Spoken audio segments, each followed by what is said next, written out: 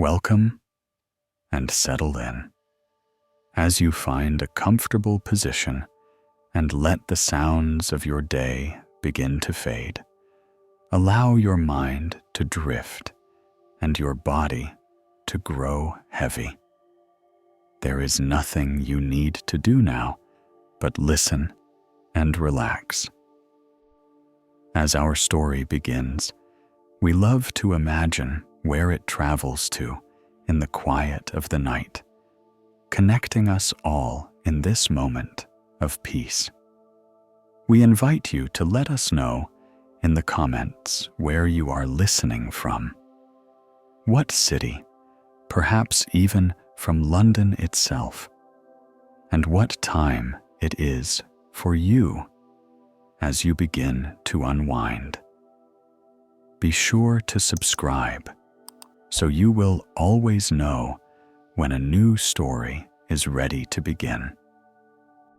Tonight, we journey to a city of ancient stones and modern glass, a city built on layers of time and tide. Our destination is London.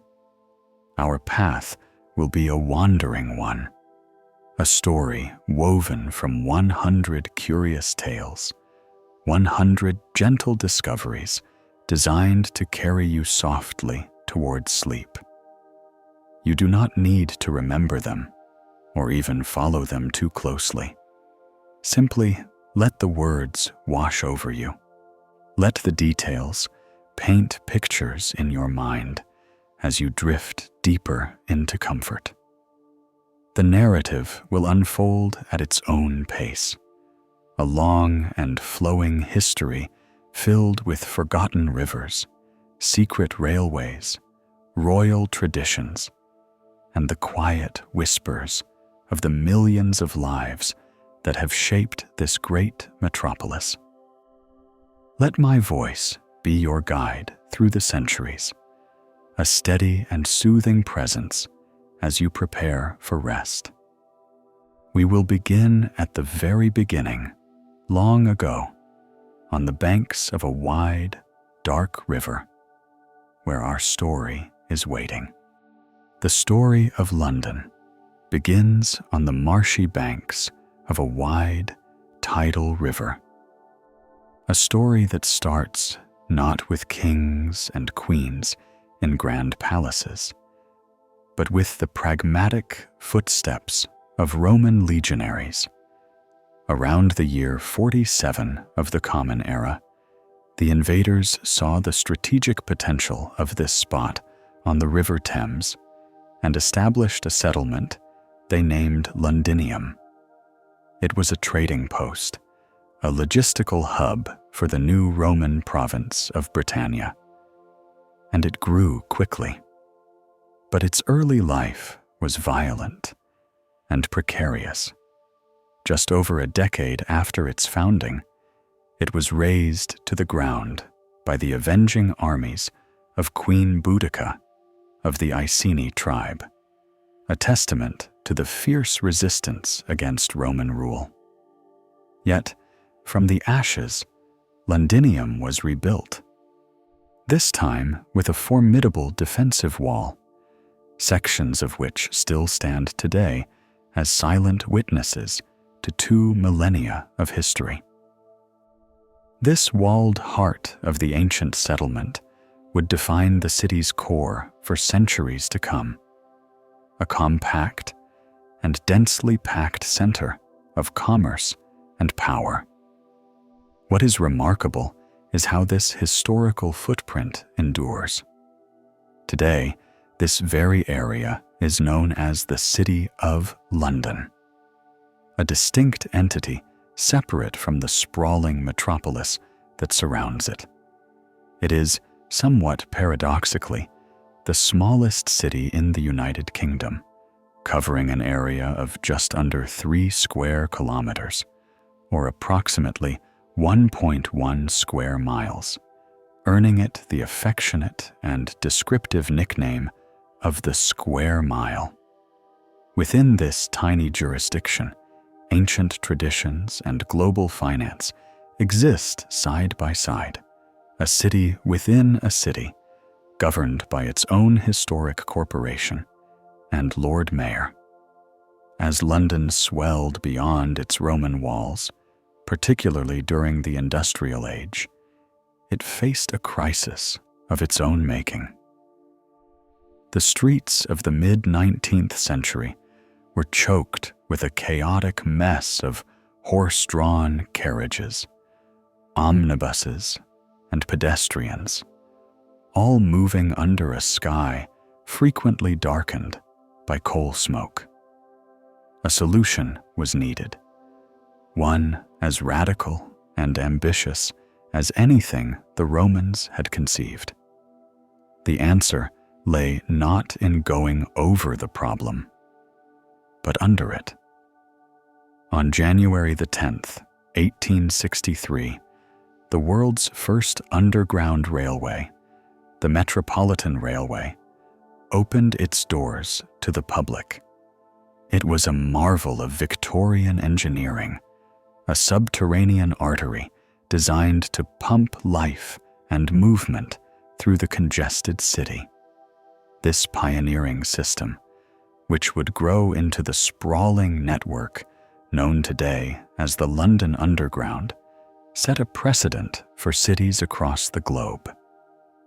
Yet, there is an oozing irony in its name and our perception of it.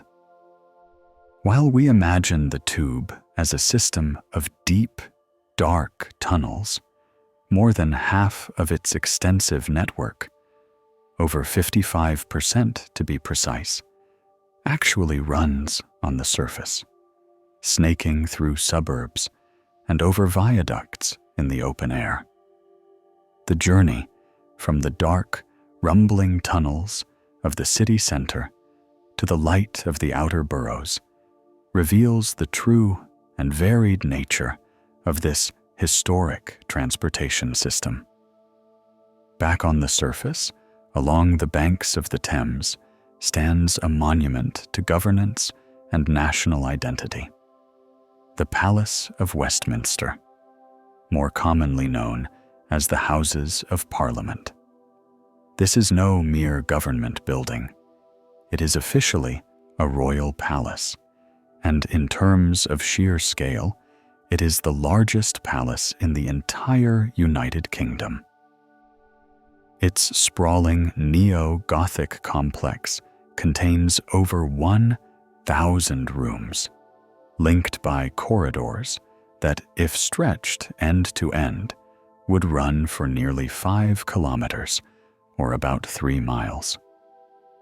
The current structure rose from the ashes of a devastating fire in 1834, a magnificent new design by the architect Charles Barry.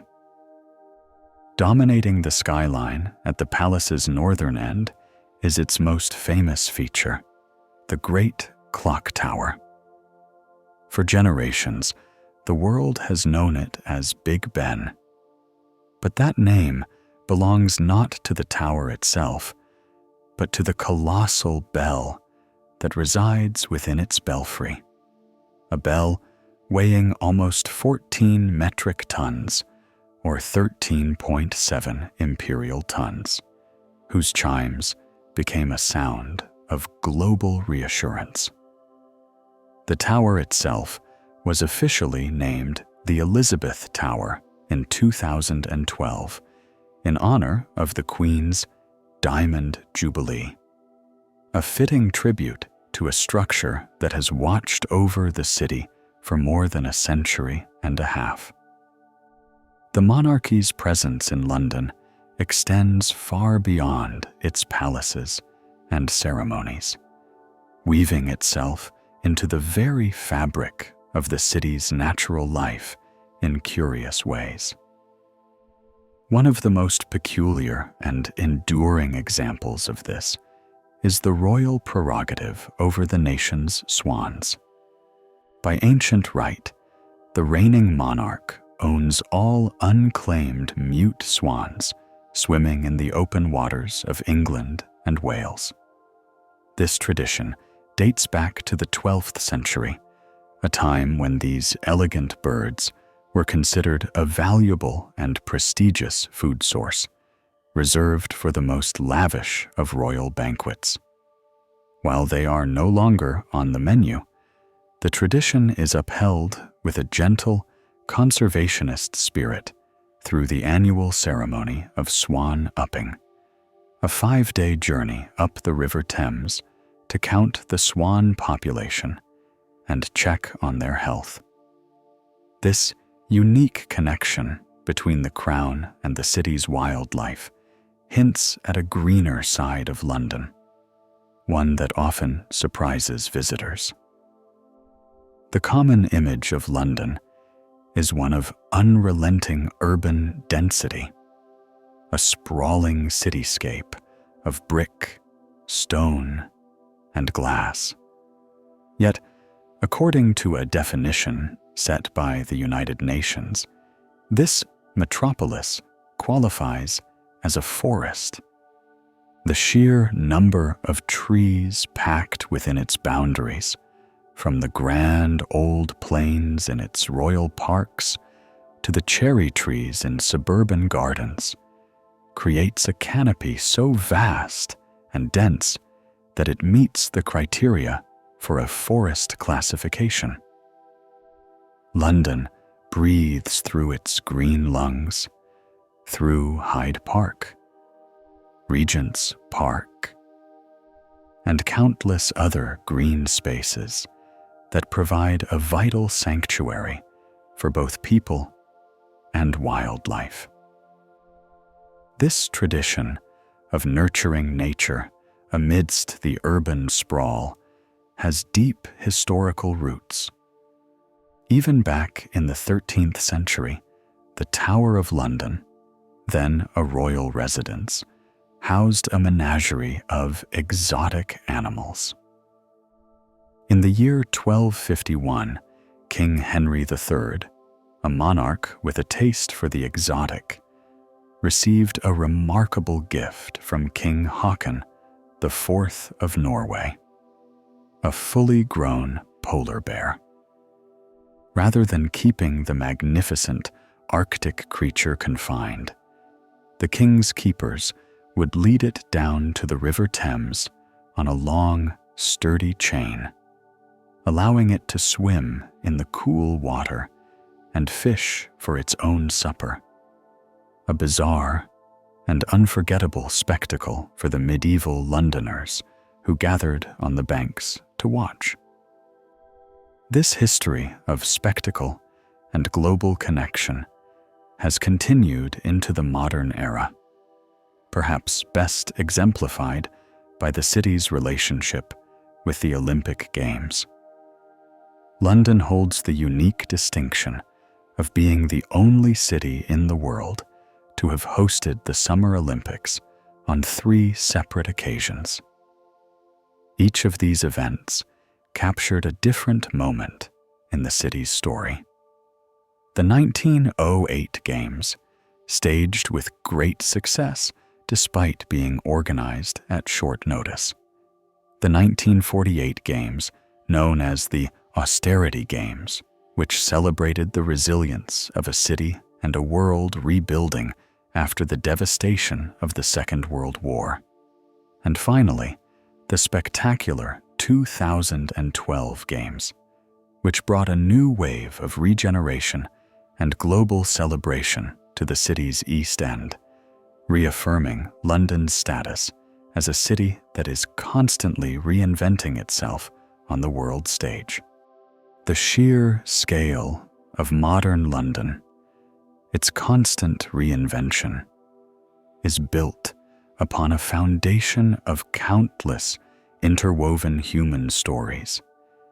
A city defined not just by its landmarks, but by the voices of its people. To walk through its streets is to be immersed in a global symphony of language. It is estimated that on any given day, you can hear over 300 different languages spoken across the 32 boroughs, a living testament to the city's role as a crossroads of the world for centuries. This linguistic diversity is not a recent phenomenon. It is woven into the city's historical fabric, from the French of the Huguenot silk weavers in Spitalfields in the 17th century to the Yiddish of Jewish communities in the East End, the Bengali that gives Brick Lane its bilingual signs, and the Polish that has become the city's second most common language. This constant influx of people and cultures has created a metropolis that is perpetually dynamic, a place where the world's conversations echo from market stalls to the carriages of the tube. Yet, as the city grew in the 19th century, this human energy created a logistical nightmare. The clamor of voices was matched by the cacophony of iron-shod wheels and horses' hooves on cobblestones. The city's arteries were dangerously clogged, and a new kind of order was desperately needed. In 1868, a bold experiment was installed at the intersection of Bridge Street and Great George Street, right outside the Houses of Parliament. It was the world's first traffic light, though it bore little resemblance to the ones we know today. Designed by the railway engineer John Peake Knight, it was a semaphore system, with arms that would extend horizontally to signal stop, and lower to a 45-degree angle for proceed with caution. At night, it was illuminated by red and green gas lamps. A police constable stood beside it at all times, manually operating the device with a lever. For a few weeks, it seemed a success, a beacon of Victorian ingenuity. But then, disaster struck. A leak in one of the gas lines caused the device to explode, severely injuring the police officer operating it. The project was immediately abandoned, and it would be another 4 decades before the idea of automated traffic control would be revisited. This time, with the advent of electricity. This spirit of innovation and international connection has found more peaceful and enduring expressions. One of the most cherished of these is a symbol of gratitude that illuminates Trafalgar Square each winter. Every year since 1947, the people of Norway have gifted London a magnificent Christmas tree. This is no ordinary tree. It is a towering Norway spruce, often over 20 meters high, which is more than 65 feet, and selected with great care from the forests surrounding Oslo. It is felled in a special ceremony attended by the British ambassador to Norway and the mayor of Oslo, before beginning its journey by sea to the heart of London. The tree is a profound thank you from the Norwegian people for Britain's support during the Second World War, when the Norwegian king and his government found refuge in London after fleeing the Nazi occupation. This single tree symbolizes a deep historical bond forged in a time of global crisis. During those dark years of conflict, London became a sanctuary, not just for Norway, but for many nations that had fallen under Axis control. It served as the operational seat of government for 6 other countries: Poland, Belgium, France, under Charles de Gaulle, the Netherlands, and Czechoslovakia. From offices and broadcasting studios in London, these governments in exile continued the fight, organizing resistance, commanding their free forces, and sending messages of hope to their occupied homelands. The city became a crucible of international resistance, a capital for a free world that refused to be extinguished. Amidst this 20th century turmoil, an ancient superstition continued to be quietly and diligently observed within the formidable walls of the Tower of London. A belief whose precise origins are lost to time but were popularized in the Victorian era holds that the kingdom and the crown will fall if the resident ravens ever leave the fortress.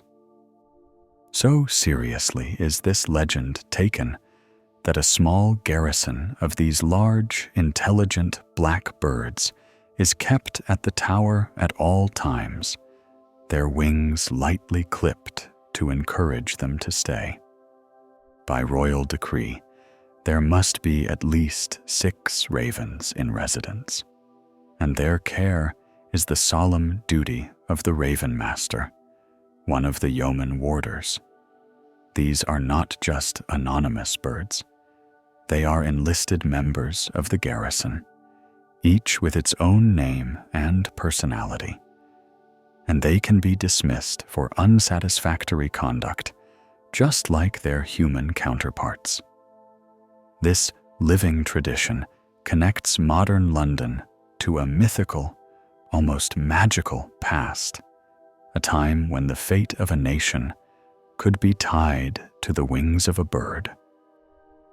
The tower has survived many potential catastrophes, but none so devastating as the conflagration that swept through the city in 1666. The Great Fire of London started as a small spark in a baker's shop on Pudding Lane, and fanned by a strong easterly wind after a long, dry summer, it grew into an inferno of unimaginable scale. For 4 days it raged, consuming the dense warren of medieval timber-framed buildings that packed the old city. When the flames finally subsided, an astonishing 80% of the city of London lay in ruins. 13,200 houses, 87 parish churches, and the magnificent old St. Paul's Cathedral were gone. Yet from this immense destruction rose a new, more resilient city, one built of brick and stone, with wider streets, a city that would be reshaped by the visionary architecture of Sir Christopher Wren. In our own time, London has found a new symbol of rebirth and forward vision. A structure that offers a serene and constantly changing perspective on the historic cityscape. The London Eye. Conceived to celebrate the turn of the new millennium, this giant cantilevered observation wheel stands 135 meters tall, or about 443 feet, on the south bank of the Thames. It moves with a grace that belies its immense size, its 32 passenger capsules, one for each of the city's boroughs, providing a spectacular panorama of the capital. Each rotation carries up to 800 people, a capacity equivalent to 11 of London's iconic red double-decker buses combined. It represents a modern, confident London, a city at ease with its own history, but always looking towards the future. But London's story is also found in quieter, more hidden corners. Tucked away in a secluded part of Hyde Park, near Victoria Gate, lies a small, poignant piece of the city's history. A pet cemetery. Established in 1881, it began almost by accident when the Duke of Cambridge, a park ranger, allowed his friend's dog, Cherry, to be buried in the gatekeeper's garden. Soon, other Londoners of high society sought permission to lay their own beloved pets to rest in this tranquil spot. And by 1903, over 300 animals, mostly dogs, were buried there beneath small, touching headstones bearing inscriptions of love and loss. It is a quiet testament to the enduring bond between humans and animals. This bond has even been officially recognized at the highest levels of government for centuries.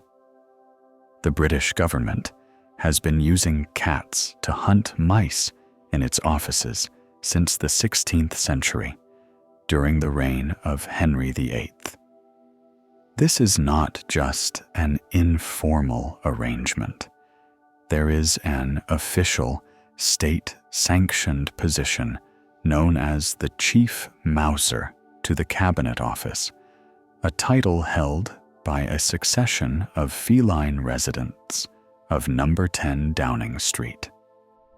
These cats are given an annual stipend of £100 for their upkeep, carrying on a tradition that is both utterly charming and eminently practical, a perfect encapsulation of a city that blends grand history with the quirky realities of daily life.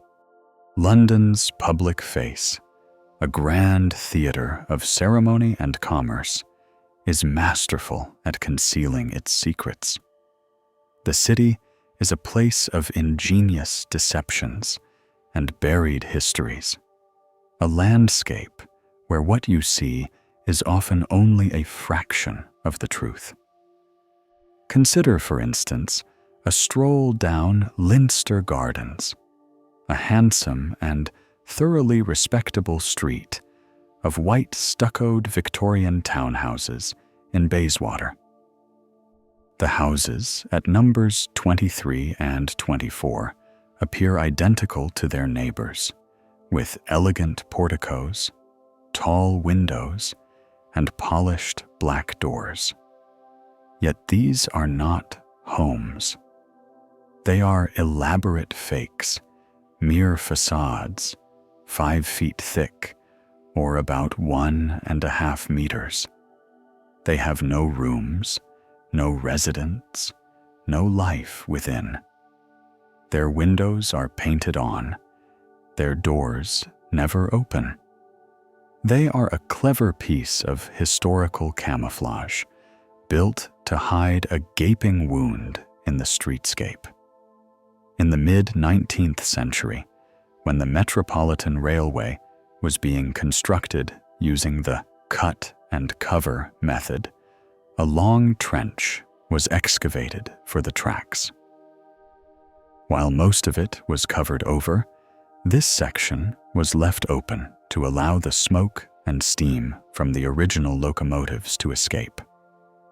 The residents of the prestigious street could not abide a view of a noisy, smoky railway cutting, so this elegant illusion was constructed, preserving the street's architectural harmony while hiding the churning reality of the world's first underground railway just behind it. This is a recurring theme in London. The past and the infrastructure that powers the present is often simply paved over, hidden just out of sight. This is nowhere more true than in the case of the city's lost rivers. Beneath the endless tarmac and paving stones, a network of forgotten waterways continues to flow in darkness. Rivers with evocative names like the Fleet, the Tyburn, the Westbourne, and the Walbrook once defined the city's landscape, providing water for its inhabitants and power for its mills. But as London grew, they became overwhelmed with the city's waste, transforming into open sewers. The solution, driven by the Victorian obsession with sanitation and order, was to bury them. They were channeled into underground brick culverts and incorporated into the city's burgeoning sewer system, vanishing from the map and from public memory. Yet, they are not entirely gone. On a quiet night, you can sometimes hear the murmur of the River Fleet through a grate on Ray Street in Clerkenwell. The dip in the road along Piccadilly marks the valley of the Tyburn, and the Serpentine Lake in Hyde Park was formed by damming the Westbourne. These phantom rivers are a potent reminder of the natural world that persists beneath the veneer of the built environment. London's hidden geography is not just a matter of grand, buried rivers. It is also a city of tiny, overlooked spaces. Tucked away between the grand facade of the London Coliseum Theatre and an adjacent pub is Bridges Place, the narrowest alleyway in the entire city.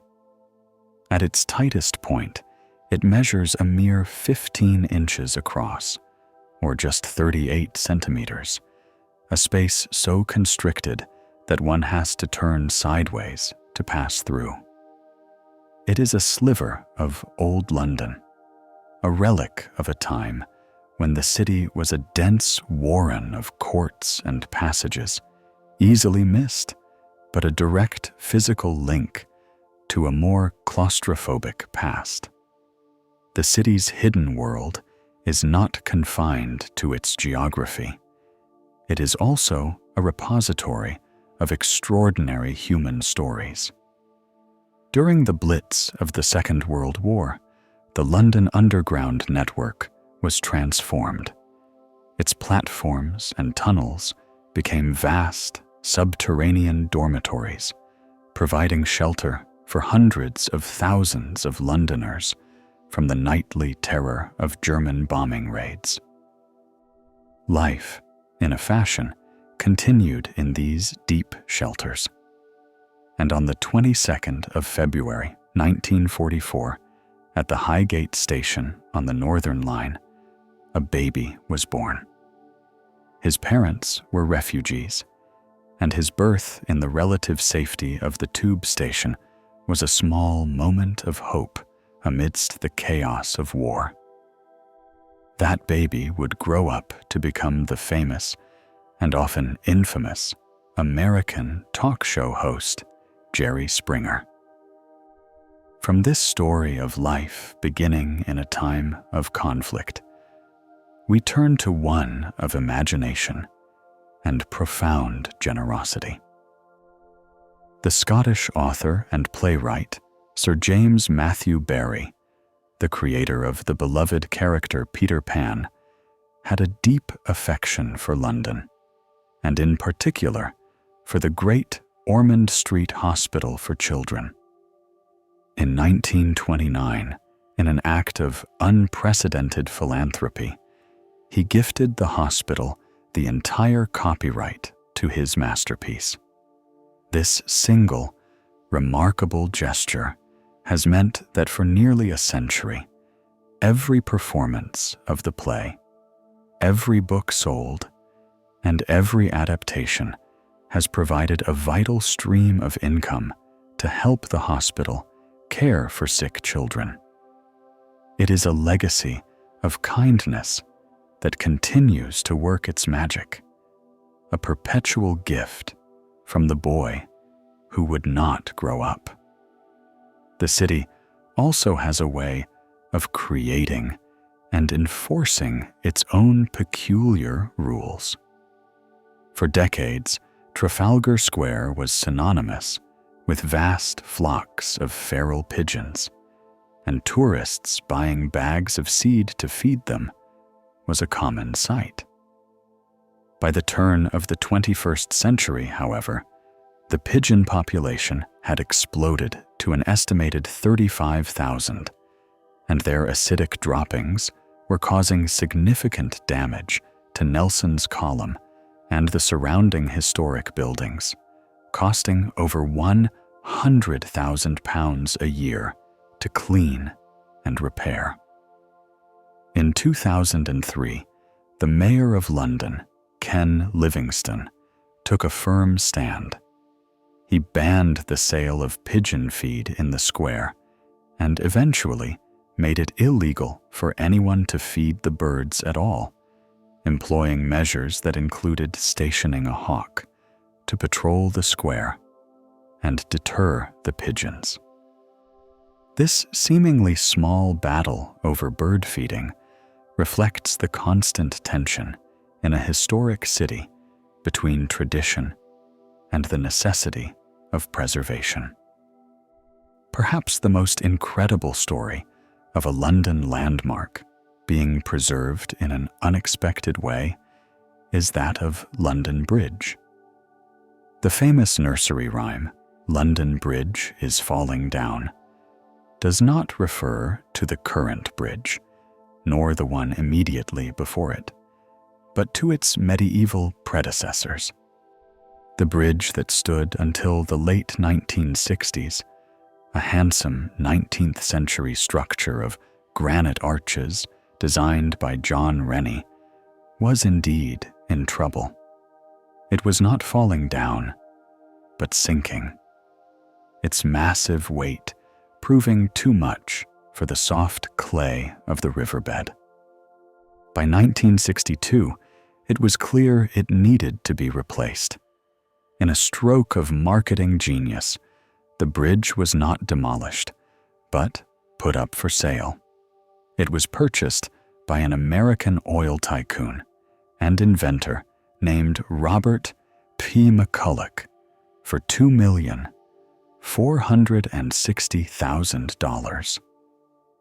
In a monumental feat of engineering, each of the bridge's granite blocks was meticulously numbered, disassembled, and shipped over 10,000 miles, or 16,000 kilometers, across the Atlantic, through the Panama Canal, and up to the west coast of the United States, before being trucked inland to be painstakingly reassembled, block by block, in the middle of the Arizona desert, where it now spans a man-made canal in Lake Havasu City.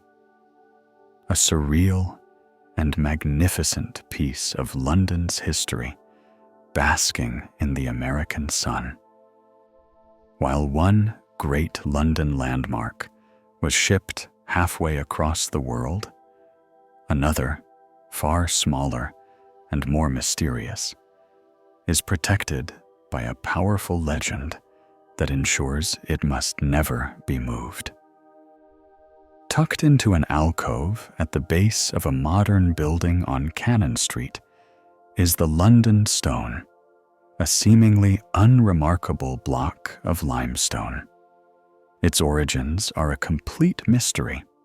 Some theories suggest it was part of a Roman building, others that it was a prehistoric object of ritual.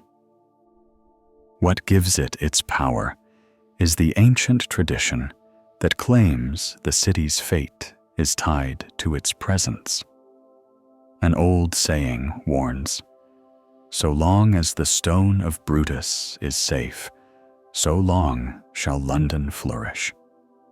This connection to Brutus of Troy, the mythical founder of London, has imbued the stone with a talismanic quality. For centuries, it has been protected, moved with great care whenever surrounding buildings were demolished or rebuilt. A curious and enduring piece of urban folklore surviving in the heart of the relentlessly modern financial district. Deeper still beneath the city streets, another secret was at work for most of the 20th century. Unknown to the millions of passengers rattling along on the underground, a parallel, secret railway network was operating beneath their feet. This was the Post Office Railway, known affectionately as the Mail Rail. Opened in 1927, it was a fully automated, driverless electric railway that ran for 10.5 kilometers, or 6.5 miles, from Paddington in the west to Whitechapel in the east, linking the major mail sorting offices. For 76 years, its little trains shuttled millions of letters and parcels a day through narrow tunnels. A hidden, efficient world of communication buzzing silently beneath the city's roar. It was finally decommissioned in 2003, but a portion has since been reopened as a unique attraction at the Postal Museum, allowing the public to finally ride the rails of this once secret system. London's history is full of such hidden networks and forgotten contributors.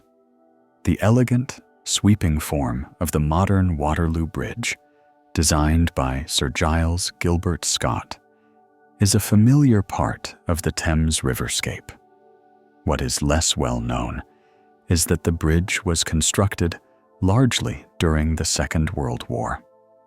With so many men away fighting, a significant portion of the workforce that built this iconic structure was female.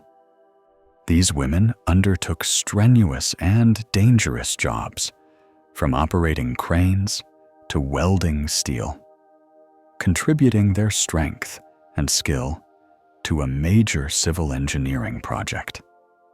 As a result, the structure earned the affectionate nickname, the Ladies' Bridge, a tribute, now largely forgotten, to the vital and often unacknowledged role that women played in keeping the city running and building its future during its darkest hour. The London Underground, a city beneath the city, has been the stage for countless dramas of ordinary life, a place of hurried commutes, chance meetings, and even new beginnings. While it served as a makeshift maternity ward for many during the Blitz, the first officially recorded birth on the network occurred in more peaceful times. On the 19th of May, 1924, a baby girl, Marie Cordery, was born at the Elephant and Castle station on what is now the Bakerloo line. The event was such a novelty that the newspapers of the day were captivated, and the baby was playfully nicknamed the Tuppenny Tube. The director of the railway was named her godfather, a small gesture that briefly connected the vast, impersonal machinery of the transport system with the intimate reality of a single human life. But for every station teeming with such life, there exists a spectral counterpart. The underground map, with its clean lines and familiar names, is a simplified version of the truth. It hides a spectral network of more than 40 ghost stations, abandoned platforms, and sealed tunnels that punctivate the active lines. These are places like Aldwych and Down Street, once bustling with passengers, now silent and coated in a thick layer of dust and time. they were closed for various reasons: low passenger numbers, proximity to other, busier stations, or rerouting of lines. They have not been entirely forgotten, however. They live on in a kind of afterlife, serving as secret training grounds for emergency services, atmospheric filming locations for blockbuster movies, and occasionally as secure storage facilities, their platforms holding relics not of commuters, but of a city's ever-changing needs. The living map of the tube also reveals a deep and affectionate connection to another cornerstone of London society: the pub. 6 stations on the network bear the names of public houses that once stood or still stand nearby: Angel, Maida Vale, Elephant and Castle, Royal Oak, Manor House, and Swiss Cottage. This is a testament to the cultural significance of the city's over 7,000 licensed pubs, institutions that are far more than just places to drink. They are community hubs, historical landmarks, and repositories of local lore. The pub is where Londoners have traditionally gathered to celebrate, to mourn, to debate, and to simply escape the pressures of the metropolis. Each one has its own character, from the grand Victorian gin palaces with their ornate mirrors and etched glass, to the quiet, wood-paneled backstreet alehouses that have served their neighborhoods for centuries. This social geography is particularly potent in an area like Soho, a district whose very name is a ghost of a completely different past. Today, Soho is a vibrant, chaotic maze of theaters, restaurants, and media companies, but its name is a relic from the 16th century, when this was open countryside on the outskirts of the city. It was royal hunting ground, and the cry, Soho, would ring out across the fields as a call to rally the hounds during a hunt. Over the centuries, the fields were swallowed by the expanding city, but the name remained, an echo of a rural past in the heart of what would become the world's most famous entertainment district. In the mid-20th century, this former hunting ground became a global epicenter of music and counterculture, attracting artists who would change the world. In 1968, the American rock guitarist Jimi Hendrix, then at the height of his fame, moved into a top-floor flat at number 23 Brook Street in Mayfair, on the very edge of Soho. It was here that he wrote and rehearsed some of his most famous music, living a life that was a whirlwind of creative energy. The flat has since been meticulously restored and opened as a museum, allowing visitors to step directly into the world of a musical icon. But the story of this building holds a deeper, more astonishing layer of London's cultural history. For next door, at number 25, is the house where, 2 centuries earlier, the German-born composer George Friedrich Handel had lived, worked, and composed some of the greatest masterpieces of the Baroque era, including his famous Messiah. The 2 homes are now part of a single museum experience, a place where you can walk from the Georgian elegance of a classical composer's salon to the bohemian vibrancy of a rock star's pad. a physical manifestation of London's unique ability to collapse time and genre within a single postcode. While Hendrix was a real London icon, the city is also home to one who, though fictional, feels just as tangible. The address, 221 B. Baker Street, is arguably the most famous in the world, the home of the consulting detective Sherlock Holmes.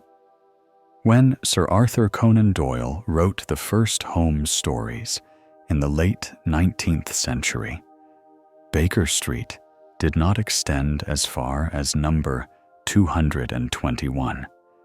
But as the street was later extended, the address became a reality. And for decades, the Abbey National Building Society, which occupied the location, employed a full-time secretary just to answer the torrent of letters that arrived from all over the world addressed to Sherlock Holmes. Today, a museum dedicated to the great detective stands at that very spot, a blue plaque officially marking it as his residence, a place where thousands of pilgrims come each year to pay homage to a character who never lived, yet remains one of London's most enduring inhabitants. This city's ability to harbor the unexpected extends even into the hallowed halls of power. Within the sprawling Gothic magnificence of the Palace of Westminster, the home of the Houses of Parliament, amidst the debating chambers and committee rooms where the fate of the nation is decided, lies a most unusual amenity, a fully functional rifle shooting range. A curious holdover from an earlier era, it is a private club for members of the parliamentary community. The juxtaposition is striking.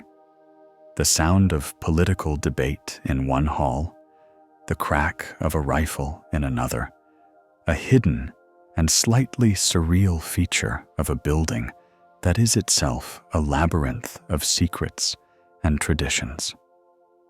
From this hidden quirk of the old establishment, the eye is drawn upwards to a new and unmissable symbol of 21st century London.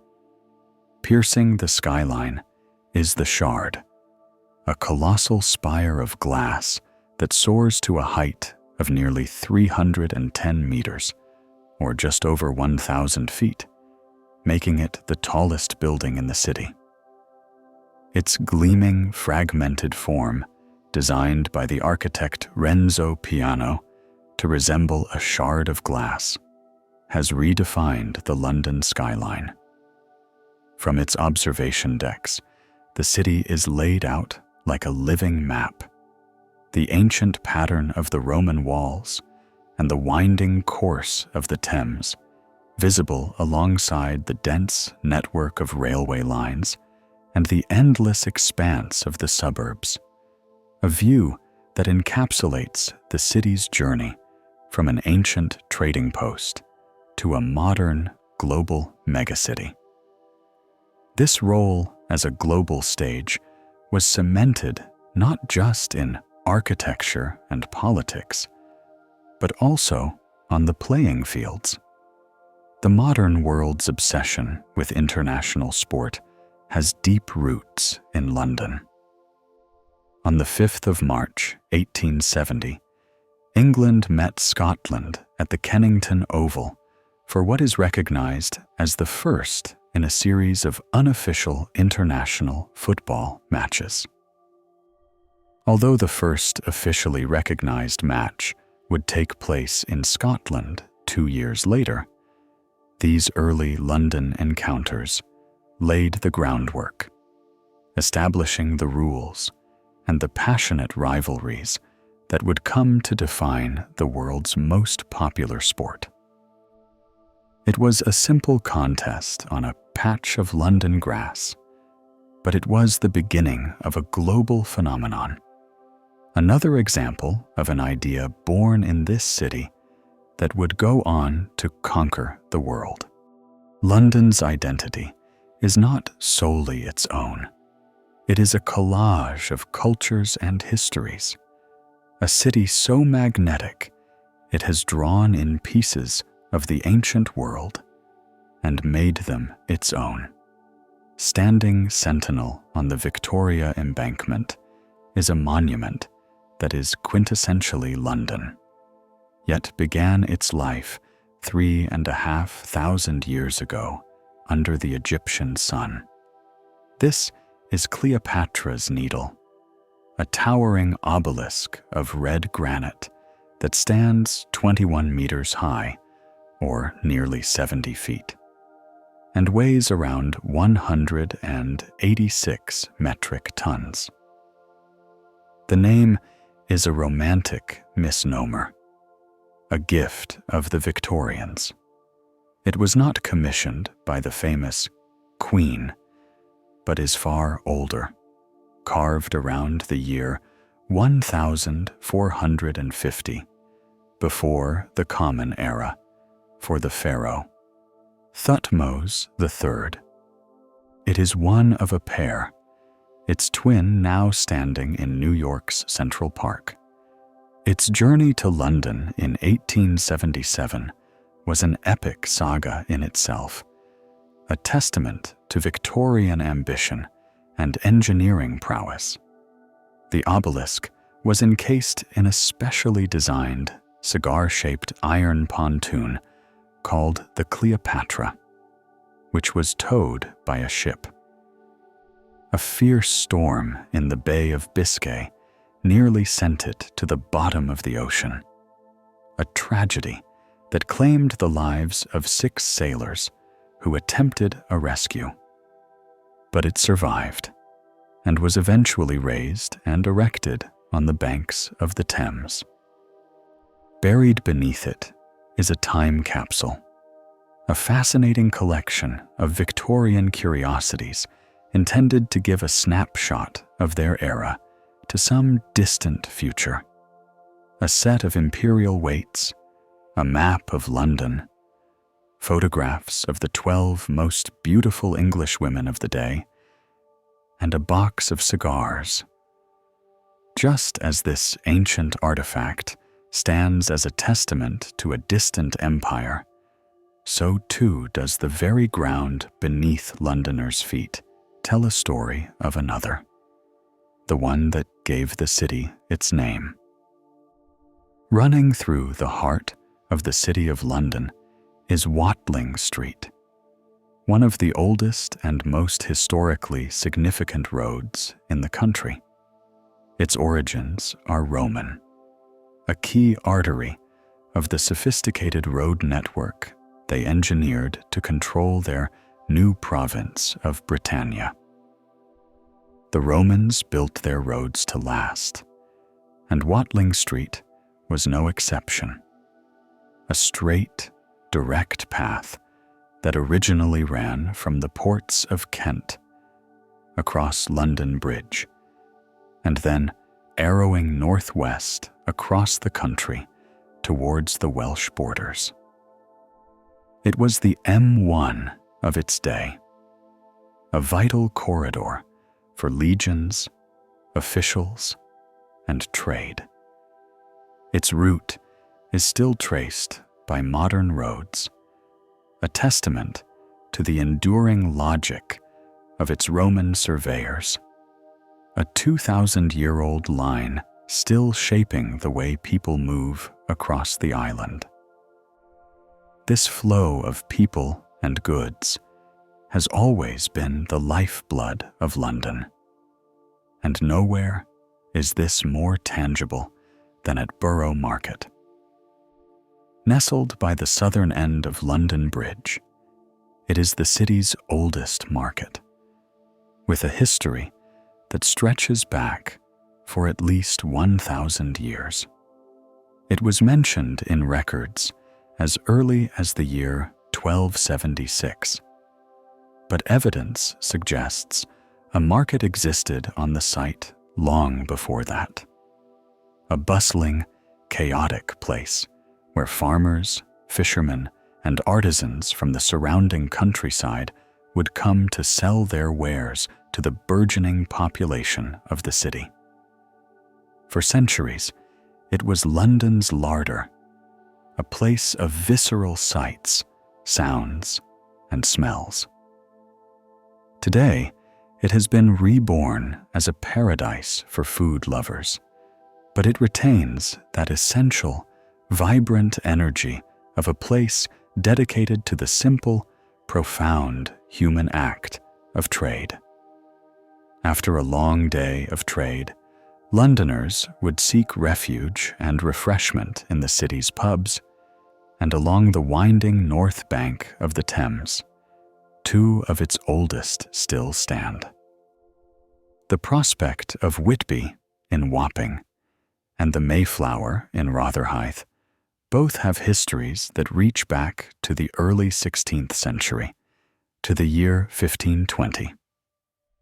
These were not quaint tourist inns, but rough, working establishments with ringside seats to the river's often brutal life. The prospect of Whitby was once known as the Devil's Tavern, a notorious haunt for smugglers, pirates, and the press gangs who would kidnap unsuspecting drinkers for a life of forced naval service. It even had a noose dangling from a gibbet on its riverside terrace, a grim reminder of the swift justice meted out to pirates. The Mayflower, meanwhile, claims a direct link to the Pilgrim Fathers, for it was from the pub's mooring steps that their ship, the Mayflower, set sail in 1620 on its momentous voyage to the New World. To sit within their ancient, timbered walls is to feel the ghosts of centuries of London life. From these pubs, one would have once looked out upon a London bridge that was a world away from the elegant structures of today.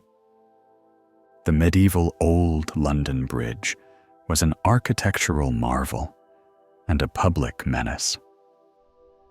It was the only bridge across the Thames in London until the mid-18th century. And it was no mere crossing. It was a street, a crowded, inhabited thoroughfare lined with up to 200 buildings, some standing 7 stories high, packed with houses and shops that cantilevered precariously over the roaring river below.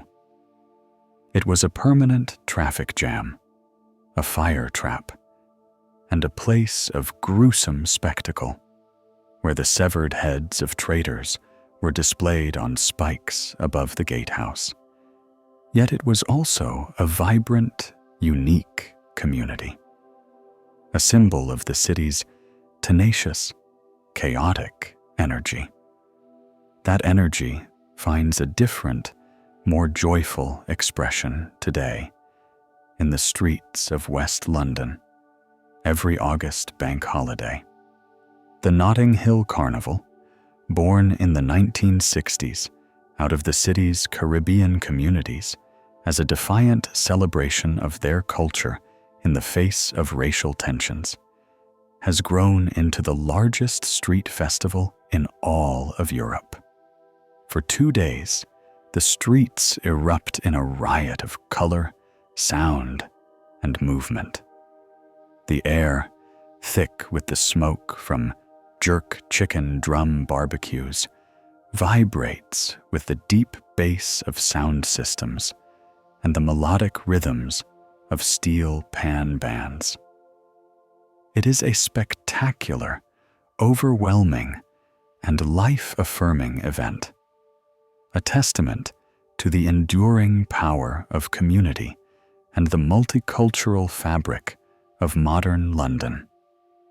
While the carnival transforms entire neighborhoods into one vast party, London is also a city of geographical extremes on a much smaller scale.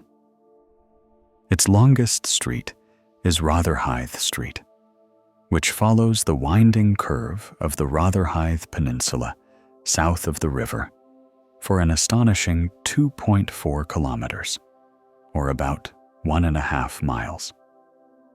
It is a journey through the area's maritime past, a street that feels almost like a village lane in places. In stark contrast, the city's shortest street is Leigh Hunt Street, located in the borough of Southwark. It is almost comically small, measuring just 11 meters, or about 36 feet, from one end to the other, barely long enough to park 2 cars. It is a tiny, easily overlooked anomaly in the city's vast A to Z street guide. This modern city, with its festivals and its quirky streets, exists under a climate that is famously temperate, yet it was not always so. During a prolonged period of global cooling, known as the Little Ice Age, which peaked between the 16th and 19th centuries, London experienced winters of extraordinary severity. On numerous occasions, the River Thames, a wide, tidal river, froze solid for months on end. This was not just a curiosity, it was an opportunity. The frozen river was transformed into a festival ground, the site of the legendary Thames Frost Fairs. The ice, thick enough to support immense weight, became a temporary city. Tents and stalls were erected, selling everything from gin to gingerbread. An ox was roasted whole on the ice. Printing presses were set up to sell souvenir cards, and Londoners enjoyed puppet shows, fairground rides, and games of football and skittles. It was a carnivalesque scene, a city improvising a new public space in the face of nature's awesome power. Nature, however, is not the only force that can bring the city to a standstill. In 1780, London was convulsed by a week of terrifying human fury known as the Gordon Riots. The unrest was triggered by a piece of legislation, the Papists' Act of 1778, which was intended to reduce official discrimination against Roman Catholics. Anti-Catholic sentiment, fanned by the Protestant Association and its eccentric leader, Lord George Gordon, erupted into violence.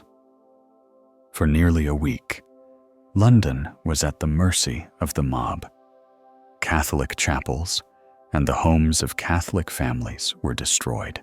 Prisons like Newgate were stormed and burned, and the rioters even launched an audacious, though ultimately failed, attack on the Bank of England. It was one of the most destructive and violent riots in the city's long history, a shocking reminder of the deep-seated tensions that have, at times, threatened to tear the metropolis apart from within. The 19th century saw London grapple with the consequences of its own explosive growth, a period of unprecedented innovation and appalling squalor. The city's transport system, in particular, was straining to cope. While the Underground Railway was a revolutionary development, the streets above remained a chaotic logjam of horse-drawn vehicles. The introduction of the city's first motor bus service in the early 1900s marked the beginning of the end for the age of the horse. These early buses were noisy, unreliable contraptions, but they were a glimpse of the future, a promise of a faster, more efficient city. This relentless push for modernity was, in many ways, a conversation with the city's deep past, a dialogue with the Romans who had first laid out its essential structure. The most significant physical legacy they left behind was the London Wall, a massive defensive structure built around the year 200. It was a formidable statement of power and security, stretching for nearly 3 kilometers, or about 2 miles, around the landward side of the settlement, and standing up to 6 meters high, or 20 feet, and 3 meters thick, or 10 feet, at its base. For over a millennium, it defined the city's boundaries and provided its primary defense. Today, fragments of this mighty wall can still be found, tucked away in surprising corners of the modern financial district, a stark, physical reminder of the city's origins as a remote Roman outpost. Within those walls, Roman Londinium was a remarkably cosmopolitan place. Archaeological evidence, from inscriptions on tombstones to the analysis of skeletal remains, reveals that its inhabitants came from all corners of the vast Roman Empire. Soldiers from Spain, merchants from Gaul, administrators from Italy, and even slaves from North Africa and the Middle East all lived and worked side by side. It was a melting pot from its very inception, a city built by immigrants, establishing a pattern of cultural diversity that would define it for the next 2 millennia. As the centuries passed, London developed its own distinct and often brutal culture. One of its most popular and grisly forms of public entertainment was the public hanging. Executions, which took place for centuries at sites like Tyburn, just west of the modern Marble Arch, were not solemn, state-sanctioned affairs conducted behind closed doors. They were huge, rowdy public spectacles, attracting tens of thousands of people from all social classes. Street sellers would hawk gin and pies, and spectators would jostle for the best view, treating the grim proceedings as a day out.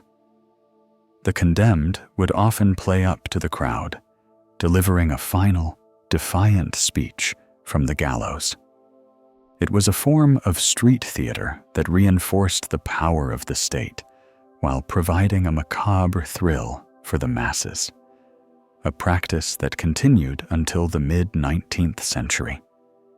For most of its history, the stage for this drama was a city confined by its river.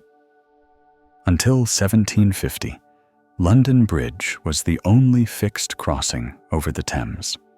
This single artery channeled all land-based traffic, from royal processions to farmers' carts, into and out of the city, creating a bottleneck that defined the city's geography and its patterns of growth.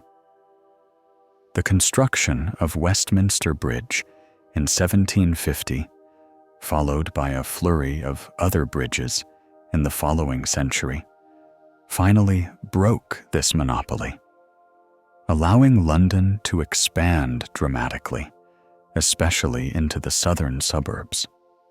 This expansion was supercharged by the Industrial Revolution, and by the 19th century, London had become, for a time, the largest and most powerful city in the world, the heart of a global empire, This imperial grandeur, however, concealed a much darker reality.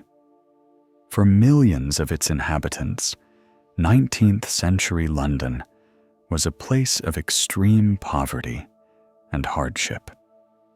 Vast, overcrowded slums, known as rookeries, festered in areas like the East End, where families were crammed into single, unventilated rooms with no access to clean water or sanitation.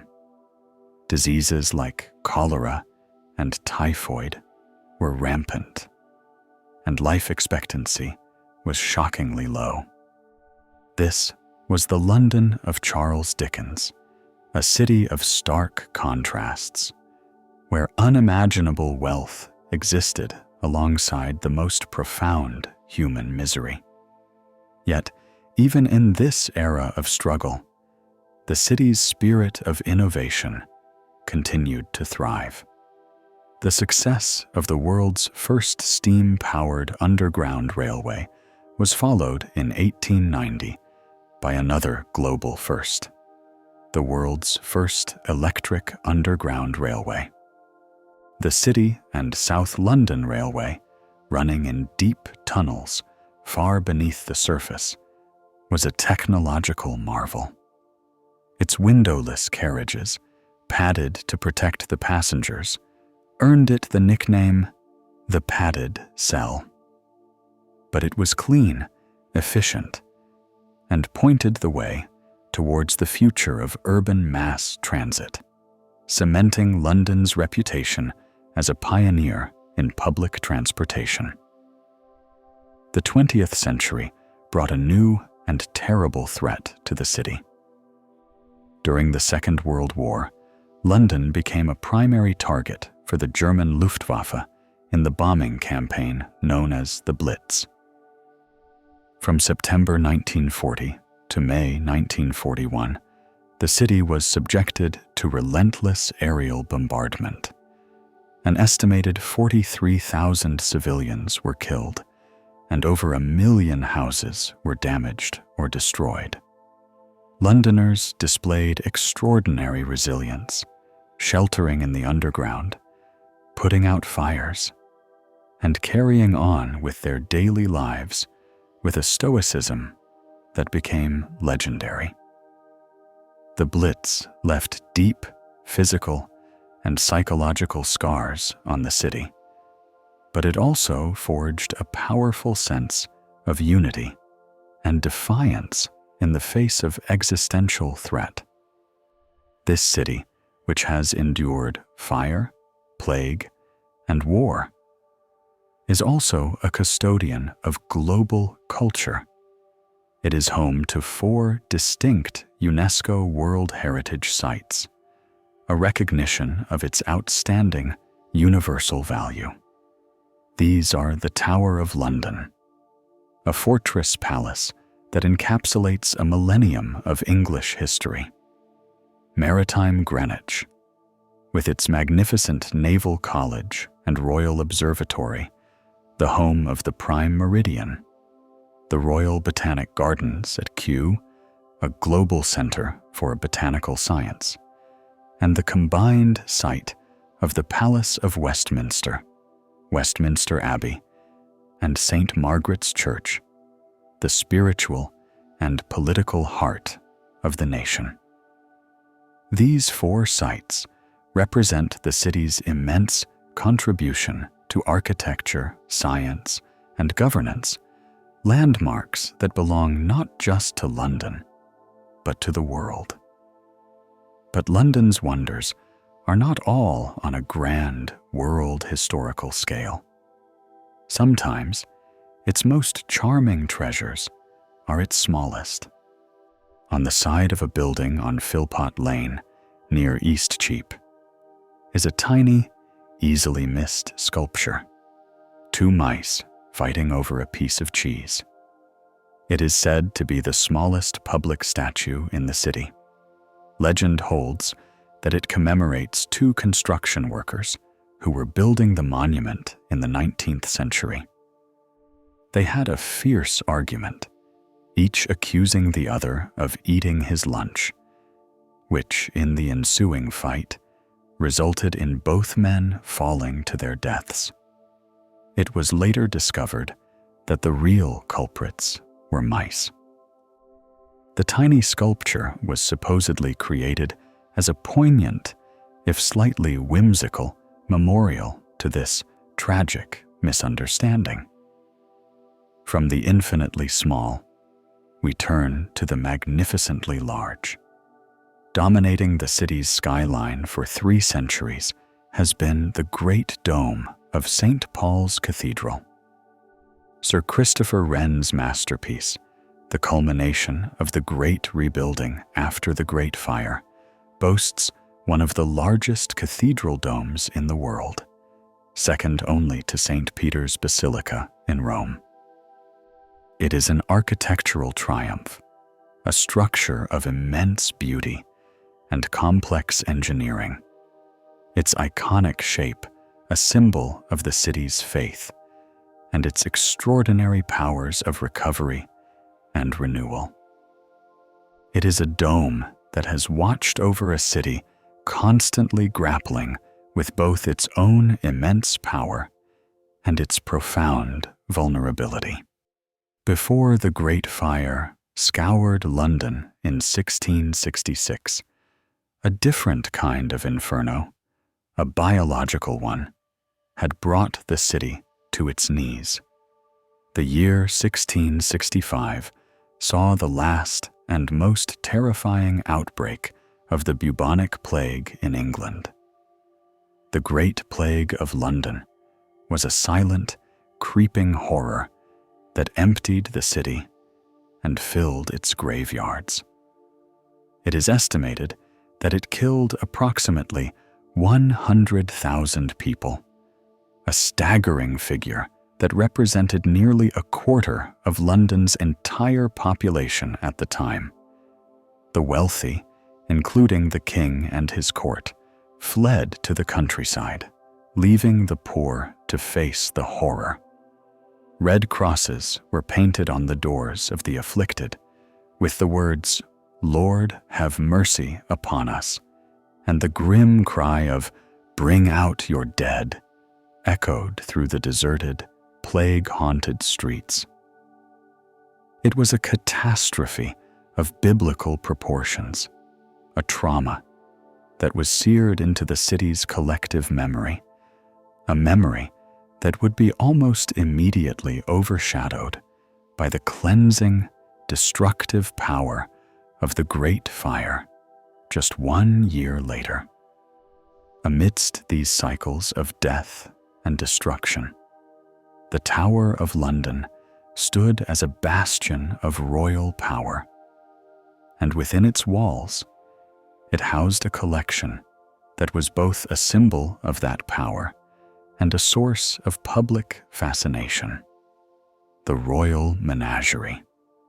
For over 600 years, from the 13th century until the 1830s, the tower was home to a royal zoo. It began with the polar bear that swam in the Thames, and over the centuries, it was expanded with a bizarre and exotic collection of animals given as diplomatic gifts. Lions, tigers, elephants, and even a crocodile were kept there, often in cramped and unsuitable conditions. It was one of London's earliest and most popular tourist attractions, where for a small fee, or the donation of a cat or dog to be fed to the lions, the public could gawp at creatures from the farthest corners of the known world. The menagerie was finally closed in the 1830s, and the animals were moved to a more suitable scientific home in the newly established London Zoo in Regent's Park, marking a shift from viewing animals as mere curiosities to studying them with a new scientific rigor. As London entered the industrial age, it created its own man-made horrors.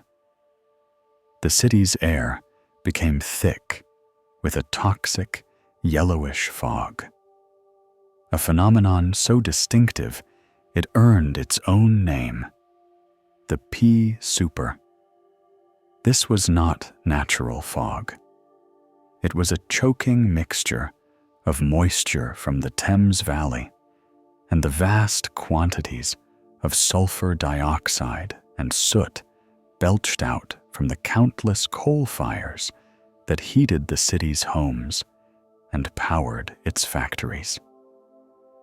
These fogs could be incredibly dense, reducing visibility to just a few feet and bringing the entire city to a standstill for days on end.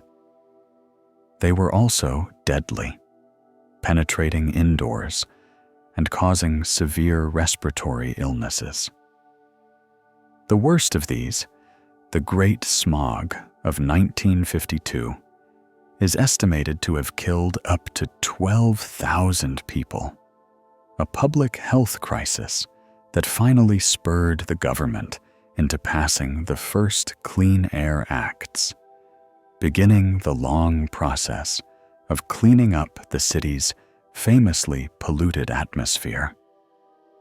Amidst the smog and grime, the city needed symbols of order and clarity. One of the most effective and enduring of these is the iconic red double-decker bus. Its bright, bold color, known as Pantone 485C, is as much a part of the city's identity as the black cab or the underground roundel. But it was not always so. Before 1907, the city's bus services were a chaotic patchwork of competing private companies, and each company painted its buses a different color to distinguish its own particular route. The London General Omnibus Company, the dominant operator, made a landmark decision to standardize its fleet, and it chose the color red, a powerful, commanding color that could stand out in the often gloomy, fog-bound streets. It was a simple act of branding that would, over time, create a global icon. In the late 20th century, London sought to create a new icon, a monument to mark the new millennium. The result was the Millennium Dome, a vast, tent-like structure erected on the Greenwich Peninsula. Its scale is breathtaking.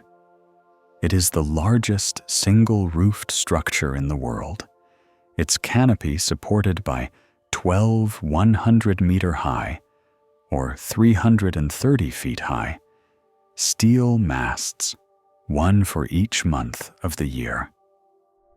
The diameter of the dome is 365 meters, one for each day. It was a project of immense ambition, designed to house a year-long exhibition celebrating the future. But it was plagued by controversy and financial problems, and was widely seen as a costly failure. Yet, in a classic London story of reinvention, the dome was eventually transformed into a phenomenally successful entertainment venue, the O2 Arena, rising from the ashes of its own troubled birth to become one of the most popular music venues on the planet.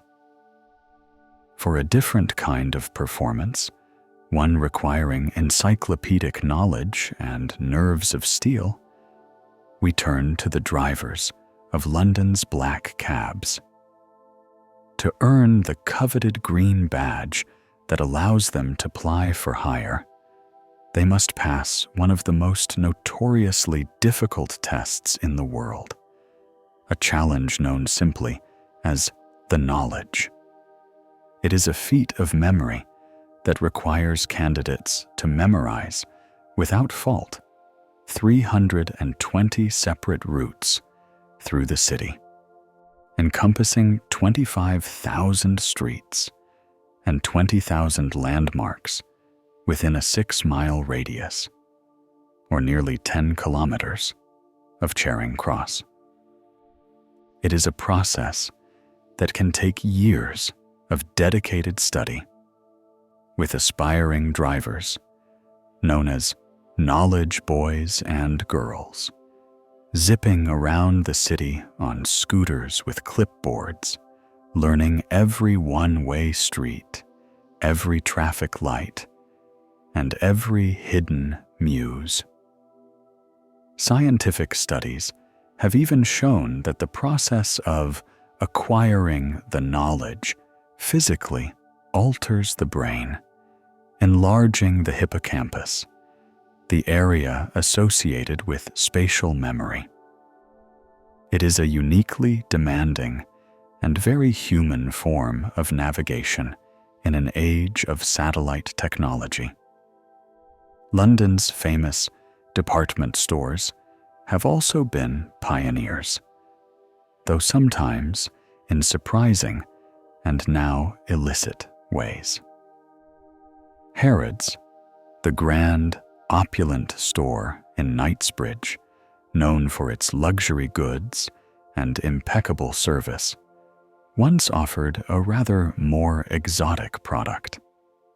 In a 1916 catalog, the store advertised a gift kit for troops serving at the front in the First World War.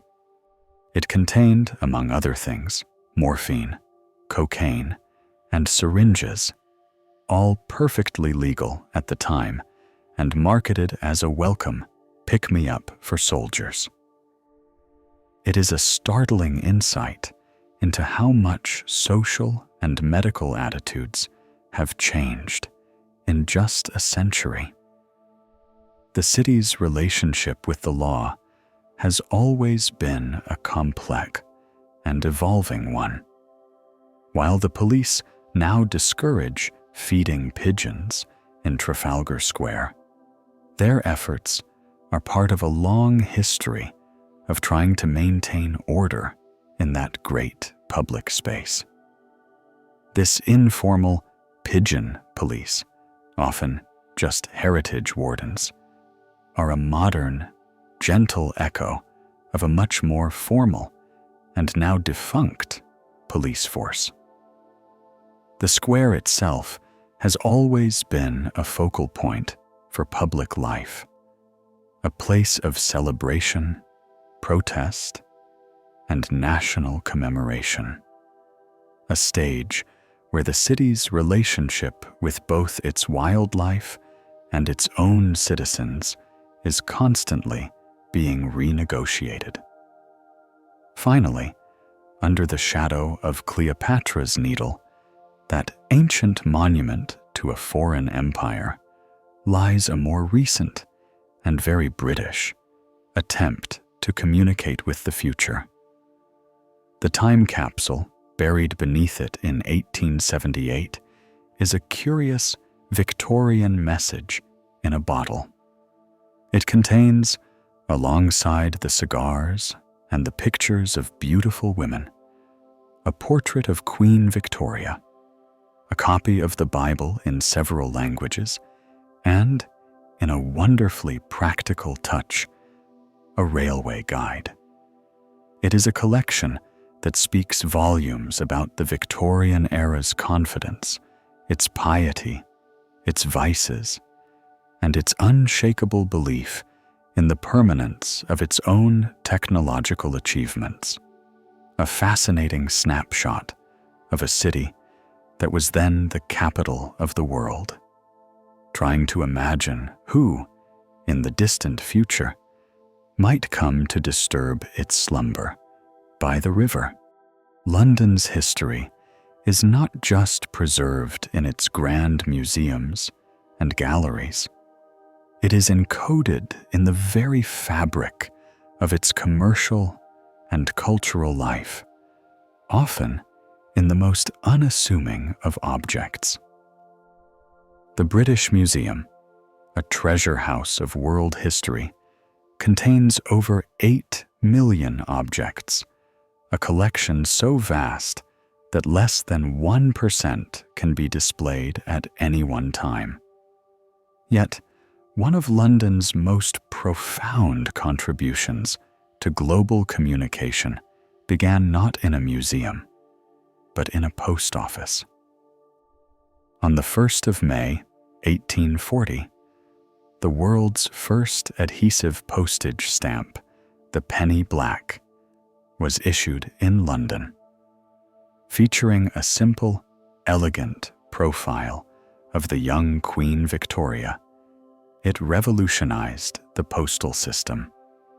For the first time, the sender, not the recipient, paid for postage, and the cost was a uniform 1 penny for any letter weighing up to half an ounce, or about 14 grams, regardless of distance within the United Kingdom. This simple, affordable system, the brainchild of the reformer Rowland Hill, democratized communication, making it accessible to the masses and unleashing a torrent of correspondence that connected families, facilitated business, and helped to knit the nation together. It was a quintessentially Victorian innovation, practical, efficient, and transformative, and it was an idea that was quickly copied all over the world. Just over a decade earlier, in 1828, another London institution opened its gates, one that would change humanity's relationship with the natural world. The London Zoo, located in Regent's Park, was the world's first scientific zoo. Unlike the chaotic royal menagerie at the Tower, which had existed for the entertainment of the court, the London Zoo was founded by the Zoological Society of London with a clear scientific purpose: to study animals.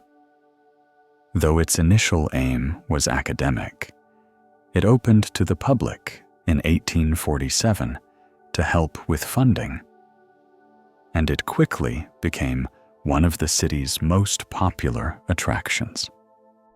It was a place of wonder and education, introducing Londoners to exotic creatures they had only ever read about in books, like the first hippopotamus seen in Europe since the Roman Empire, and the tragically short-lived quagga, a type of zebra that was hunted to extinction just a few decades later. The zoo became a living museum, a place that reflected both humanity's growing curiosity about the planet and the vast reach of Britain's global empire. The city's geography is a tapestry of names whose origins often stretch back centuries, their original meanings lost to most of the people who use them every day. The name Westminster, now synonymous with the seat of British political power, is a perfect example. Its origin is straightforwardly descriptive. In the 7th century, a Benedictine monastery, or minster, was founded on a site to the west of the main city of London. This Westminster gave its name to the area, and the abbey that grew from it would become the coronation church of English monarchs, while the palace that grew alongside it would become the home of Parliament. The name is a simple, 1,000-year-old piece of geography, a reminder that the great centers of power often grow from humble monastic beginnings. While Westminster was a place of prayer and governance, the nearby parish of St. Giles was a place of industry. And in 1814, it became the scene of one of the most bizarre and tragic disasters in London's history. At the Moore and Company Brewery on Tottenham Court Road, a massive wooden vat of fermenting beer, standing over 22 feet high, or nearly 7 meters, and holding over 135,000 imperial gallons, or more than 600,000 liters, suddenly burst. The resulting wave of beer, a veritable tsunami of porter, smashed through the brewery's back wall and flooded the surrounding slum, known as the St. Giles Rookery.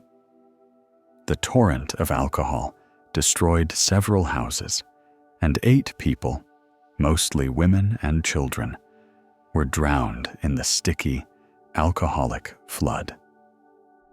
The Great Beer Flood of 1814 was a tragedy born of industrial-scale production and inadequate infrastructure, a dark and surreal chapter in the history of one of London's most famous products. Just a few decades later, another London institution would pioneer a very different kind of revolution, one of light and entertainment. The Savoy Theatre, built by the impresario Richard D'Oyly Carte to showcase the comic operas of Gilbert and Sullivan, opened its doors in 1881.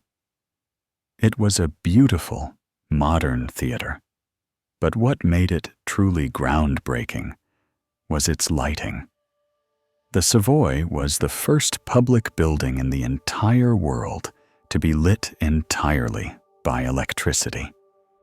Over 1,200 incandescent light bulbs, the invention of Joseph Swan, illuminated the stage and the auditorium, replacing the dim, gas-lit gloom of other theaters. The audience was initially terrified, fearing that the glowing filaments would set the building on fire. But the system worked flawlessly, providing a bright, clean, and safe light that transformed the theatrical experience, allowing for more subtle and spectacular stage effects and removing the constant, noxious fumes of gas lighting. It was a dazzling demonstration of the power of a new technology that would soon change every aspect of modern life. As the city became brighter and more modern, it also began to standardize its appearance. The iconic red telephone box, a symbol of Britain that is recognized the world over, was the result of a design competition held in 1924. The winning design was by Sir Giles Gilbert Scott, a distinguished architect who was also responsible for Liverpool Cathedral and the Battersea Power Station. His K2 design, a sturdy, elegant kiosk of cast iron with a distinctive domed roof, was inspired by the tomb of Sir John Soane. It was a piece of street furniture designed with the care of a classical monument, a familiar and reassuring presence on the city's streets for nearly a century. This tradition of London as a hub of culinary and cultural firsts is a long one. The city's love affair with chocolate began in 1657, when the first chocolate shop in England opened in a lane off Fleet Street. Chocolate, introduced from the New World, was a new and exotic luxury, and was initially consumed as a bitter, frothy drink, often spiced with chili. These first chocolate houses were exclusive, fashionable establishments, much like the coffee houses of the same period, where the city's elite would gather to socialize, gamble, and conduct business. It was in another of London's great public spaces, Covent Garden, that a very different and much rowdier form of entertainment first made its mark. In 1662, the diarist Samuel Pepys recorded seeing a performance of a comic puppet show, an Italian puppet play that he found very witty. This is the first known record in Britain of the anarchic and violent puppet show that would become known as Punch and Judy. For over 350 years, the character of Mr. Punch, with his hooked nose, his slapstick, and his gleeful disregard for authority, has been entertaining crowds, his chaotic energy a perfect fit for the boisterous street life of the city. From entertainment to medical care, London was also a pioneer in the treatment of mental illness, though its early history is a dark one. The Bethlehem Royal Hospital, founded in the 13th century, was the first institution in Europe to specialize in the care of the mentally ill. Its name, over time, was corrupted in common speech to Bedlam, a word that has entered the English language to mean a scene of uproar and confusion. For centuries, its treatment of patients was brutal and inhumane, and in the 18th century, it even became a twisted tourist attraction where the public could pay to stare at the unfortunate inmates. While its methods have long since been reformed, the hospital, which still exists today, stands as a stark reminder of the long and often cruel history of our attempts to understand the human mind. By the mid-19th century, London was a city choking on its own success. The unprecedented growth in its population had far outstripped its infrastructure, and nowhere was this failure more apparent or more offensive to the senses than in the state of the River Thames. For centuries, the river had been the city's main artery, but it had also become its primary sewer.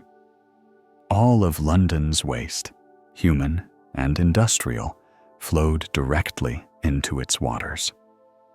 In the hot summer of 1858, the consequences became unbearable. A prolonged heat wave caused the water level in the Thames to drop, and the tons of untreated sewage festering on its banks began to cook in the sun. The result was a stench so powerful, so profoundly disgusting, that it brought the city to a standstill. This event became known as the Great Stink. The smell was so overpowering that the curtains of the Houses of Parliament, located right on the riverbank, had to be soaked in chloride of lime to mask the odor. For the first and perhaps only time, the city's politicians were directly and unpleasantly affected by a public health crisis, the Great Stink, and the fear that the foul air, or miasma, was spreading deadly diseases like cholera, finally compelled Parliament to take action. They sanctioned one of the greatest civil engineering projects of the 19th century, a vast, modern sewer system for London, designed by the brilliant engineer Joseph Bazalgette. His ambitious network of intercepting sewers, stretching for over 1,300 kilometers, or more than 800 miles, was a monumental undertaking that transformed public health in the city, cleaning the Thames and drastically reducing the incidence of waterborne diseases. It was a hidden, subterranean masterpiece, a testament to Victorian ingenuity that still serves the city to this day. In the midst of this era of industrial transformation and social upheaval, London also served as a refuge for revolutionary thinkers who would change the course of world history. From 1849 until his death in 1883, the German philosopher and economist Karl Marx lived in exile in the city. He spent much of this time in a state of grinding poverty, living in Soho while researching and writing his magnum opus, Das Kapital. Day after day, he would make his way to the magnificent circular reading room of the British Museum, a haven of scholarship and quiet contemplation. It was here, surrounded by the accumulated knowledge of the world, that he painstakingly developed his critique of the capitalist system, a body of work that would inspire revolutions and reshape the political and economic landscape of the 20th century. The heart of a global empire was, ironically, also the crucible for its most potent ideological challenge. As thinkers debated the future of society, other Londoners were busy inventing new forms of leisure.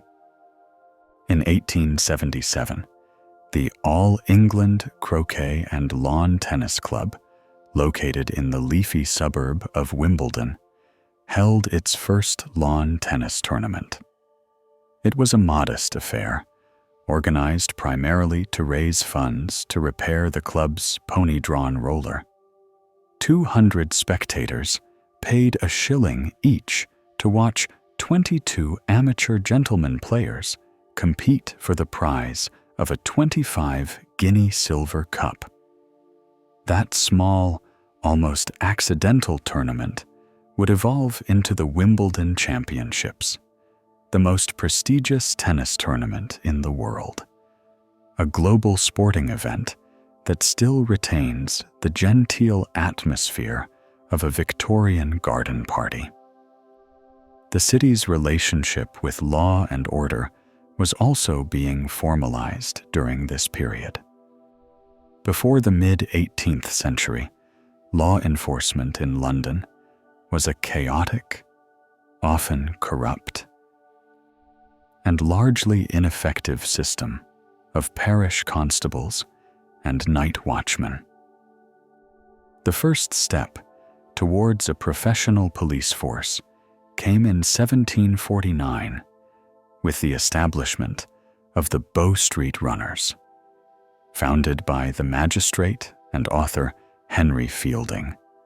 They were a small, dedicated group of official thief-takers who, for the first time, were centrally organized and paid by the state.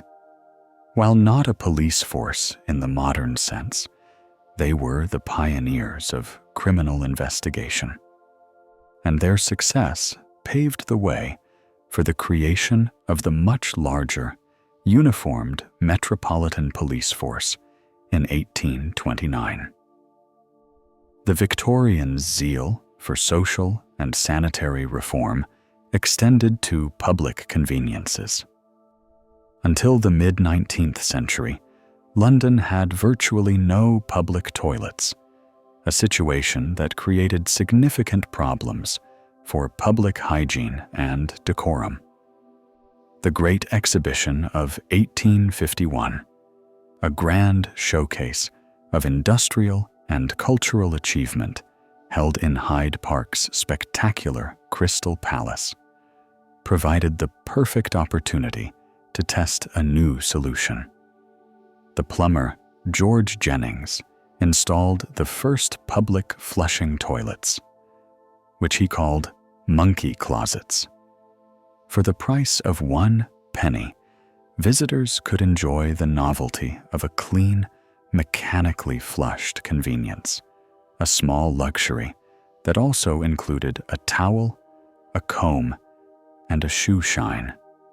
They were a staggering success, used by over 800,000 people during the exhibition. The penny convenience was born, and the modest phrase, "to spend a penny," entered the English language as a discreet euphemism for using the toilet, a linguistic legacy of the Great Exhibition's most practical innovation. The profits from that hugely successful exhibition were used to fund a new cultural and educational quarter in South Kensington, which would include several museums. One of its crown jewels is the Victoria and Albert Museum, or the V&A, a world-leading museum of art, design, and performance. Its very existence is a direct result of the Great Exhibition's success, built with the express purpose of educating the public and inspiring British designers and manufacturers to improve the quality of their work. It is a monument to the Victorian belief in the power of industry, education, and good taste. The city's culinary landscape was also being shaped by new tastes and products. In the early 18th century, the Keeler family, famous for their Dundee marmalade, established a factory in London. They are credited with creating the world's first commercial brand of marmalade, a preserve made from bitter Seville oranges. Its distinctive taste quickly became a staple of the British breakfast table, an iconic product that was mass-produced and shipped all over the empire from its London base. But the city's relentless pace of change also brought new dangers. On the 17th of August, 1896, London recorded a tragic and unenviable world first. A 44-year-old mother named Bridget Driscoll stepped off the curb in the grounds of the Crystal Palace and was struck and killed by a car belonging to the Anglo-French Motor Carriage Company, which was giving demonstration rides. The car was traveling at a speed of just 4 miles per hour, or about 6.5 kilometers per hour. At the inquest, the coroner delivered a verdict of accidental death, famously warning that he hoped such a thing would never happen again. It was the world's first ever recorded pedestrian fatality involving a motor vehicle, a sad and prophetic milestone at the very dawn of the automotive age. The city's relationship with death was also undergoing a profound transformation. London's ancient, overcrowded churchyards were a serious public health hazard. To solve this problem, a series of vast, new garden cemeteries were built on the outskirts of the city. To serve the largest of these, Brookwood Cemetery in Surrey, a dedicated railway line was established in 1854, the London Necropolis Railway. It had its own private station near Waterloo, with separate waiting rooms and carriages for different classes of mourners and different religious denominations. For nearly 90 years, this unique, somber railway line transported coffins and mourners out of the bustling city to the peaceful, final resting place of the cemetery. A silent, respectful train service dedicated solely to the dead. The relentless pace of technological change continued to reshape the daily experience of Londoners in the early 20th century. The London Underground, already a marvel of engineering, embraced a new innovation that would forever alter the flow of human traffic in its subterranean world. In 1911, at Earl's Court Station, the network's first escalator was installed. It was a radical, new machine, a moving staircase that promised to effortlessly convey passengers from the ticket hall to the platforms. But Londoners were wary. To overcome their fear and suspicion of this strange new contraption, the railway company resorted to a clever piece of psychological persuasion. They hired a one-legged man, William Bumper Harris, to stand at the top and bottom of the escalator, riding it up and down all day. The reassuring sight of a man with a prosthetic leg navigating the device with ease was enough to convince the public of its safety.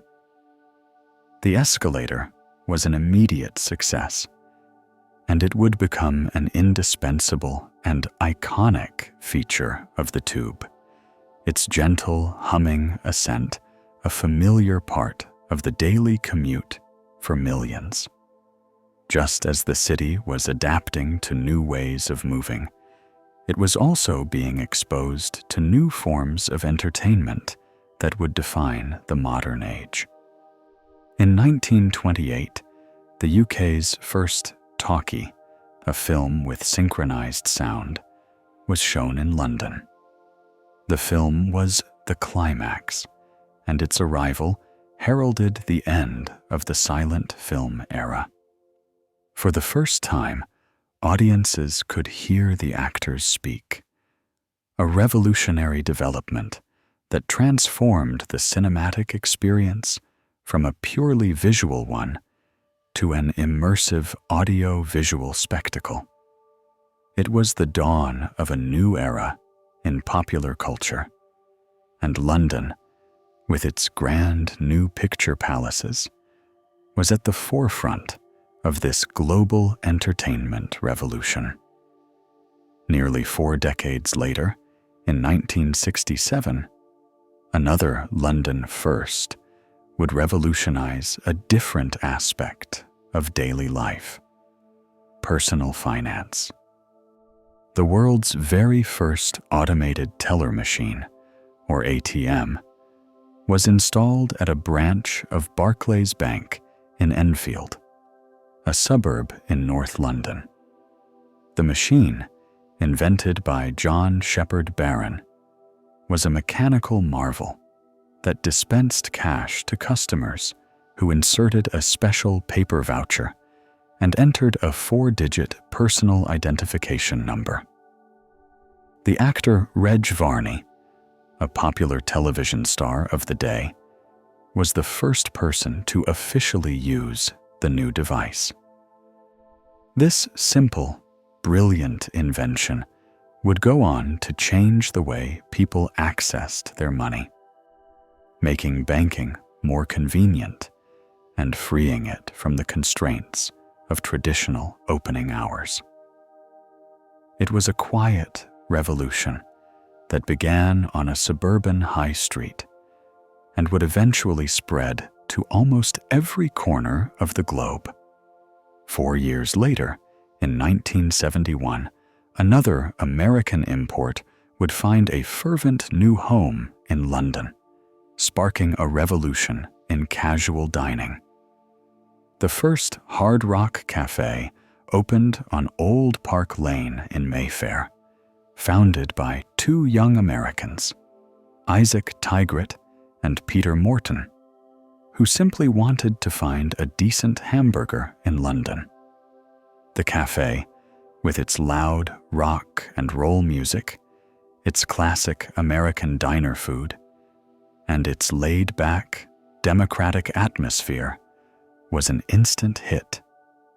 It became a cultural phenomenon, a hangout for rock stars and music fans alike. Its famous collection of rock and roll memorabilia began by chance, when the guitarist Eric Clapton, a regular at the cafe, asked to have his guitar hung on the wall to mark his favorite stool. A week later, a guitar from Pete Townsend of The Who arrived with a note that read, "Mine's as good as his. Love, Pete."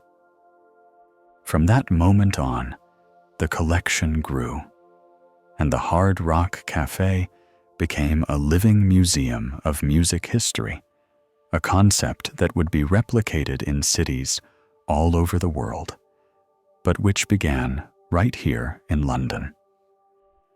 The city also became a global stage for another kind of performance: fashion.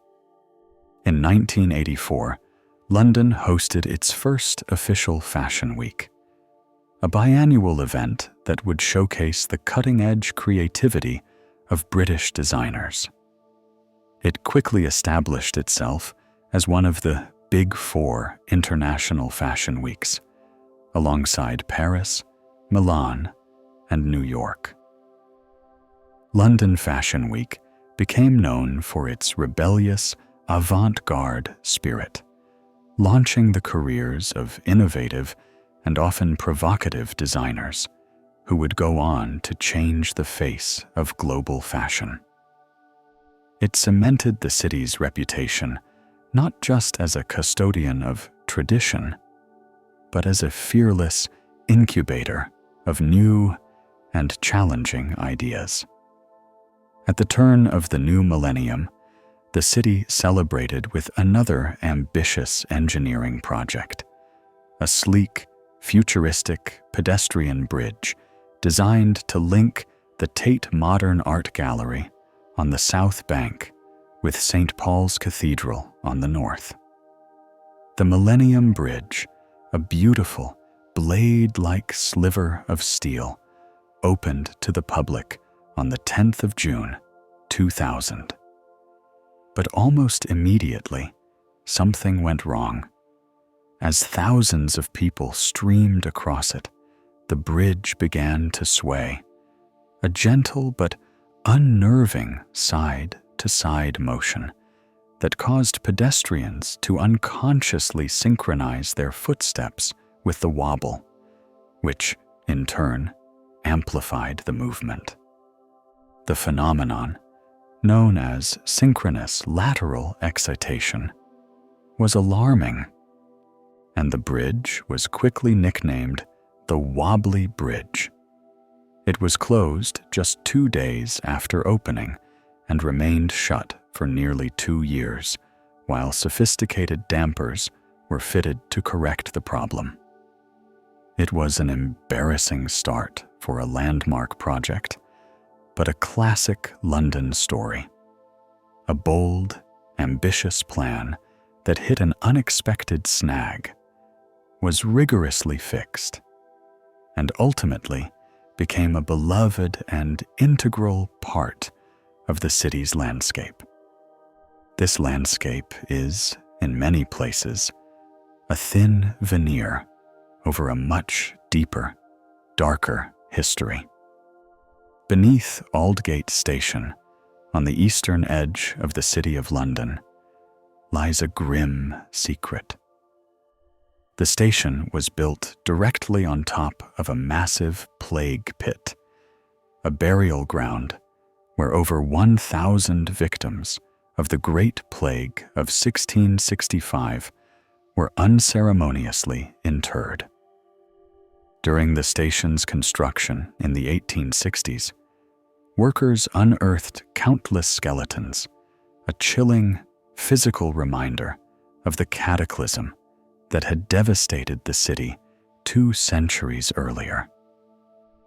London is a city built upon its own dead, its modern infrastructure often resting directly on the foundations of its most profound traumas.